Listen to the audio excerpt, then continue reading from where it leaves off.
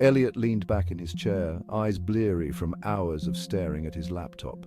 The screen's pale glow was the only source of light in his otherwise dark apartment, casting long, ghostly shadows across the walls.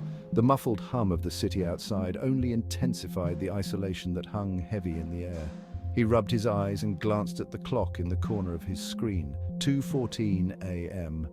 He hadn't intended to stay up so late, but then again, there was nothing waiting for him in bed but another fitful night of staring at the ceiling, another night of listening to the hollow silence echo back at him.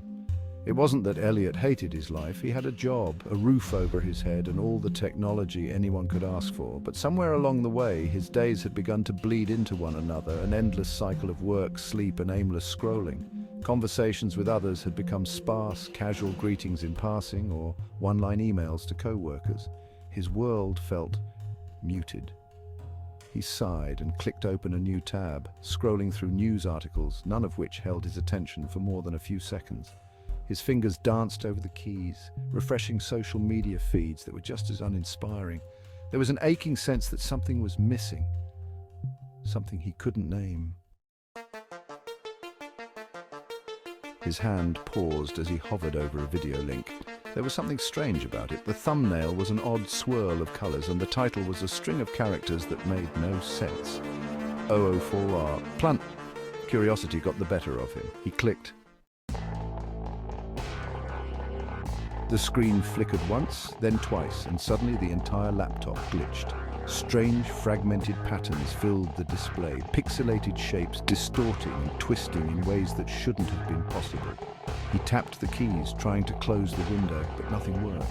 A high-pitched whine filled the air, like the sound of a machine overheating, and the laptop vibrated slightly under his fingers.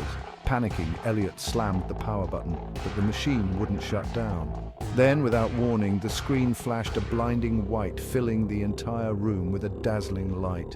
Elliot shielded his eyes, heart pounding in his chest. Just as quickly as it appeared, the light vanished, and with it, his apartment, the laptop, his desk, the room, all gone. Elliot blinked and found himself standing in the middle of a wide, open field. The air was fresh, a soft breeze carrying the scent of something unfamiliar. The sky above him was an impossible shade of lavender, streaked with gold clouds, and the ground beneath his feet was a soft, velvety grass, a color so green it looked like it had been pulled from a dream. He spun around, disoriented. How was this possible? One moment he had been sitting in his cramped apartment, and now he was somewhere else. Somewhere that didn't make any sense. "Hello?" he called out, his voice barely louder than a whisper.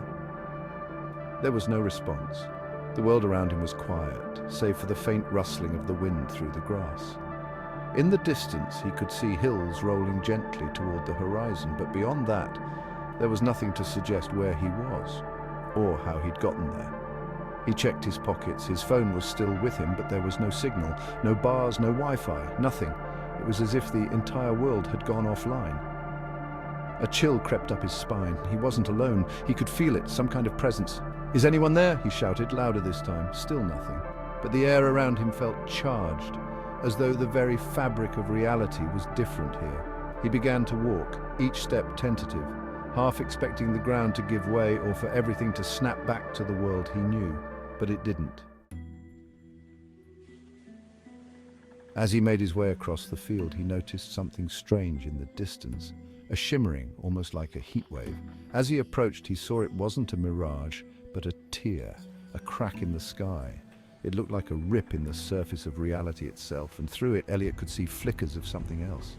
A dense forest, an endless ocean, a sprawling city. Each glimpse was fleeting, as if the tear was showing him different places, different worlds. Elliot's heart raced. Was this his way back, or was it a gateway to somewhere even further from home? He hesitated, unsure of whether to approach it or stay far away. The rip pulsed, almost beckoning him forward, but there was something unsettling about it too, something that whispered of dangers unknown.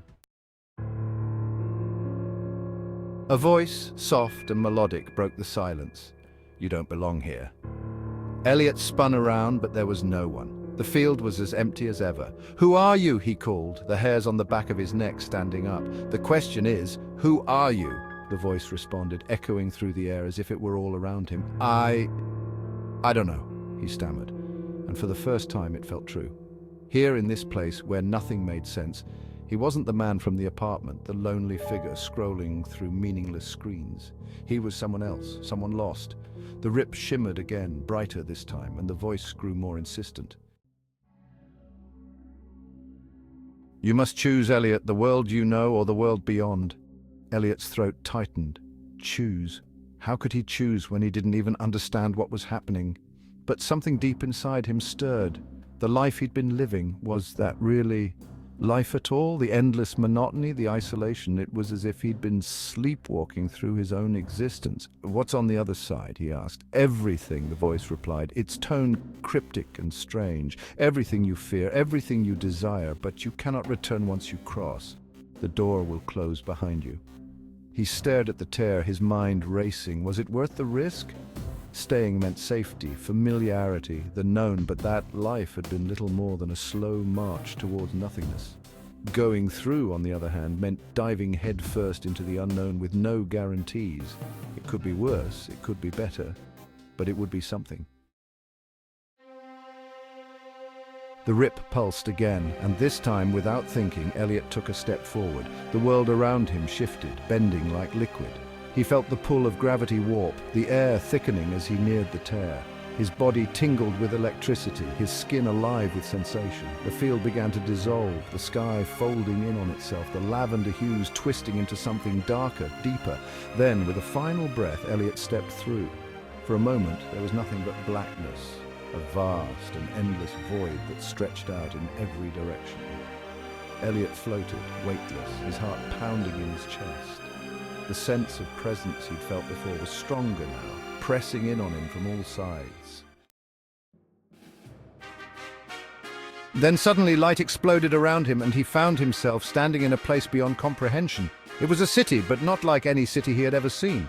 Towering spires of glass and metal rose into a sky filled with swirling constellations. Streets wound through the air like ribbons, defying gravity, while creatures of all shapes and sizes moved about, some familiar, others utterly alien.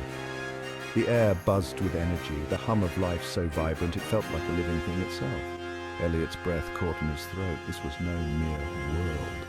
This was a place of infinite possibilities where the laws of physics bent to the will of the mind. It was beautiful, terrifying, unfathomable. "Welcome," the voice said, this time directly in his ear. A figure appeared beside him, cloaked in shimmering robes that shifted like water. Its face was obscured, but Elliot could sense eyes watching him, studying him. "You've made your choice. Where am I?" Elliot asked, his voice trembling. The figure smiled, though its features remained hidden. "You're in the place between, a world born of thought, of desire, of dreams. It's not just one world, but many.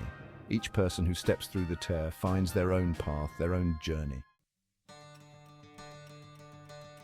"My own journey," Elliot echoed, the weight of the words sinking in. He had no idea what that meant or what lay ahead, but for the first time in a long time, he felt alive. He felt a spark, a sense of purpose beginning to form. The figure turned to leave, its robes fluttering in the breeze. "The tear brought you here, but your path is yours to walk. Be careful, Elliot. Not all who enter find what they seek." Elliot watched as the figure vanished into the city, leaving him alone once more. But this time the loneliness didn't feel so suffocating. It felt like possibility. He looked up at the swirling sky, the endless stars, and smiled.